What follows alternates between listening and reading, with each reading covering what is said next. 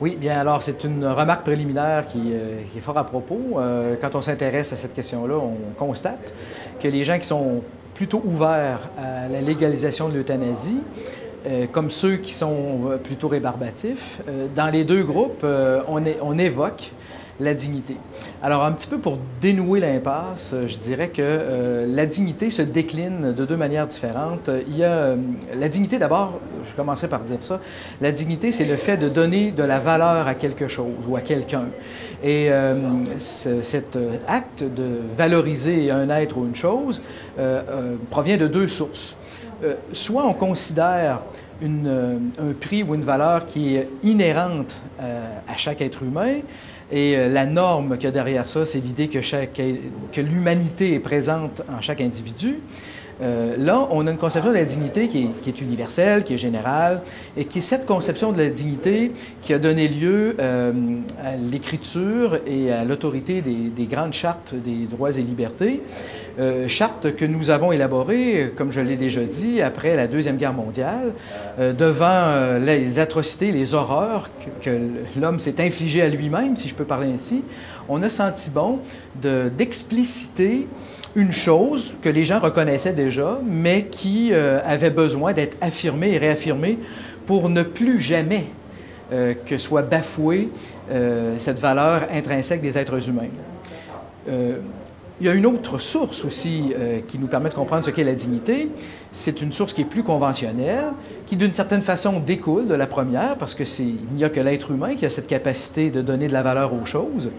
Bien, cette deuxième source, plus conventionnelle, plus culturelle, c'est ce qu'on appelle la dignité subjective. On manifeste par là que c'est le sujet qui décide pour lui-même de l'importance qu'il va donner à sa propre vie, aux biens ou aux choses qui sont autour de lui. Dans l'histoire de l'humanité, cette convention, on la voit reproduite à tout moment, dépendamment des âges. Par exemple, on va accorder plus d'importance à telle ou telle qualité. Je sais pas, moi, à l'époque des chevaliers, le code de l'honneur, c'était très important. On pouvait se lancer des défis. On pouvait même s'entretuer au nom du code de l'honneur, parce qu'on plaçait l'orgueil ou l'honneur personnel au plus haut point de l'échelle des valeurs.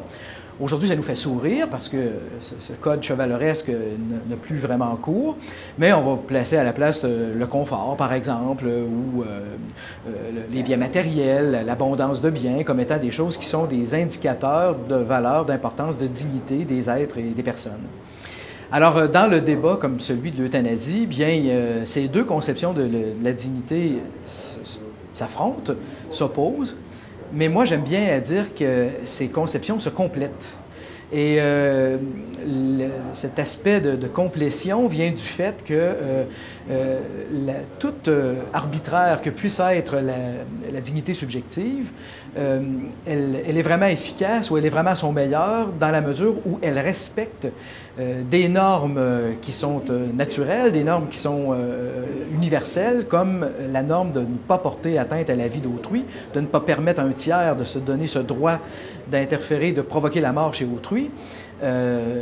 Toute valeur que je peux donner à ma personne ou à la personne de l'autre doit se laisser mesurer par cet interdit fondamental. De telle sorte que, s'il est vrai que les opposants évoquent d'un côté comme de l'autre la dignité, il est faux de voir que ce sont deux conceptions qui peuvent se priver l'une de l'autre, mais comprendre, mieux réfléchir pour voir que la liberté que j'invente ou qui s'accommode au mode de mon époque est toujours menacée si elle n'est pas en lien avec cette reconnaissance antérieure de la dignité dite naturelle ou dite objective qui est au cœur de l'humanité depuis le tout début.